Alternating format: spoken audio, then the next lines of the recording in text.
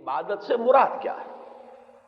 یہ ہے اصل بات کہ جہاں پر پانی مرتا ہے، ہمارا جو زوال ہوا ہے اور اس محلال ہمارے دینی تصورات محدود بھی ہو گئے، اور میں ایک اور لفظ استعمال کیا کرتا ہوں، ایک تو یہ کہ تصورات لمیٹڈ ہو گئے، محدود، ایک یہ کہ پرورٹڈ ہیں، مسخ ہو گئے۔ وہ کیا ہے؟ عبادت کو صرف چند مراسم عبودیت تک محدود سمجھ لیا گیا۔ نماز، روزہ، حج، زکوٰۃ یہ عبادت ہے، اللہ اللہ خیر صلی اللہ۔ اور پرورشن اس میں کیا؟ یہ تو ہے لمیٹیشن، محدودیت۔ پرورشن کیا ہے؟ کہ یہ کرتے رہو پھر جو چاہو کرو۔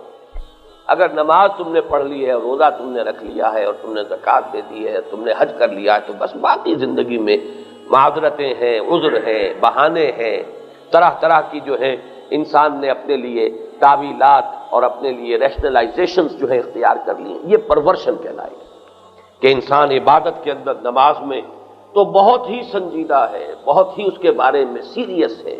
ذرا سا اختلاف ہو جائے کہ رفع یدین کسی نے کر لیا تو معلوم ہوا پتہ نہیں قیامت آ گئی، یہ کون ہے، کون ہماری مسجد میں گھس گیا ہے۔ نماز کے بارے میں اتنے سینسٹیو، باقی سود خوری بھی ہو رہی ہے اور ہر طرح کا حرام کاروبار بھی چل رہا ہے، اور وہاں کوئی فکر نہیں انسان کو کہ یہ میں کیا کر رہا ہوں۔ یہ پرورشن ہے۔ تو یہ دو الفاظ نوٹ کیجئے کہ عبادت کے تصور میں ہمارے ہاں ایک طرف لمیٹیشن آ گئی کہ صرف چند مراسم عبودیت کو، جن کو عبادات کہا جا سکتا ہے، لیکن یہ کہ عبادت کے تصور کو ان عبادات تک محدود کر دینا، یہ ہے اس کی تحدید، لمیٹیشن۔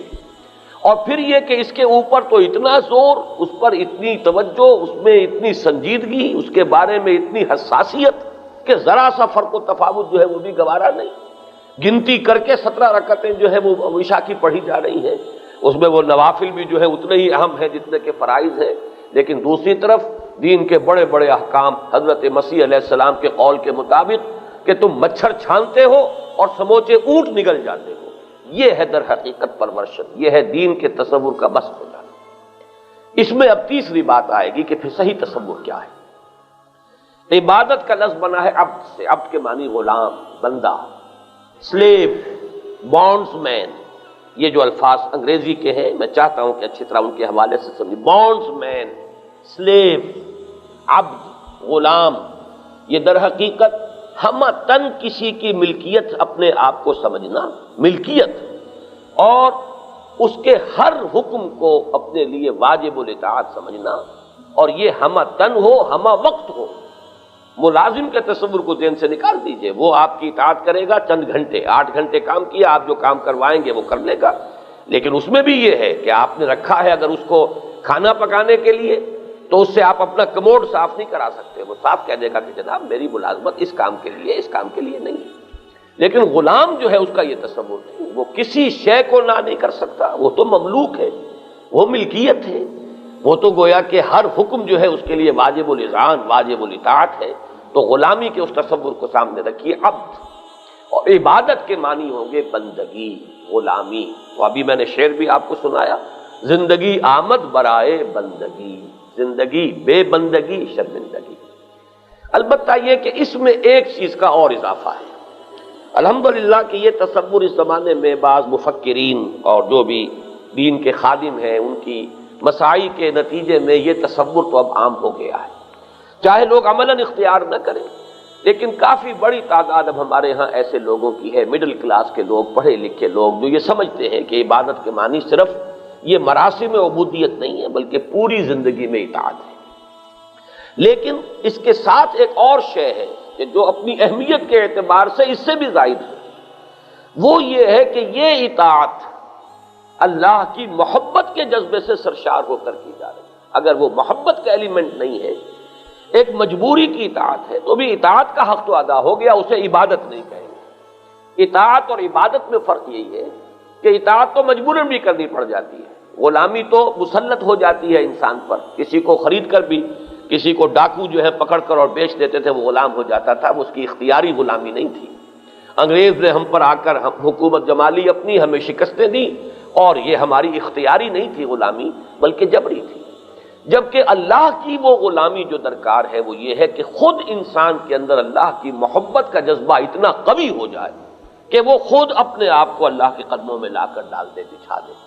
تو یہ در حقیقت روح عبادت ہے محبت خدا بندی، اور جسد عبادت ہے اطاعت خدا بندی۔ ان دو چیزوں کو نوٹ کر لیجئے۔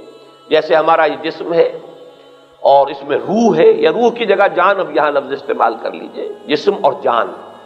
تو جسم جو ہے وہ تو بالکل بیکار ہے، جیسے جان نکل جائے گی آپ اس کو اٹھا کے جلد از جلد جو ہے وہ زمین کے حوالے کریں گے، اصل شے تو جان ہے جو اس کے اندر ہے۔ اسی طریقے سے لیکن یہ بھی آپ کو معلوم ہے کہ جان نظر نہیں آتی، نظر تو یہی جسم آتا ہے، 2 من کا 2.5 من کا وہ جسم جو ہے وہی نظر آئے گا، وہ جان بیچاری کتنے ماشے کی ہے کتنے رتی کی ہے پتہ ہی نہیں کسی کو۔ اس پہلو سے یہی نسبت بالکل صحیح ہے تناسب اور نسبت کے اعتبار سے کہ اصل جسد عبادت جو ہے وہ ہے اطاعت، اللہ کی اطاعت، اللہ کے رسول کی اطاعت، اطاعت کلی ہمہ وقتی بلا چونو چرا۔ لیکن اس کی روح، اس کی جان کیا ہے؟ وہ ہے محبت خدا۔ اگر یہ محبت نہیں ہے، شوق اگر تیرا نہ ہو میری نماز کا امام، میرا سجود بھی حجاب، میرا قیام بھی حجاب، یہ محبت جو ہے در حقیقت روح عبادت ہے۔ اسی کو حافظ ابن قیم اور امام ابن تیمیہ رحمہم اللہ نے اس کو ڈیفائن کیا ہے بہت خوبصورتی کے ساتھ۔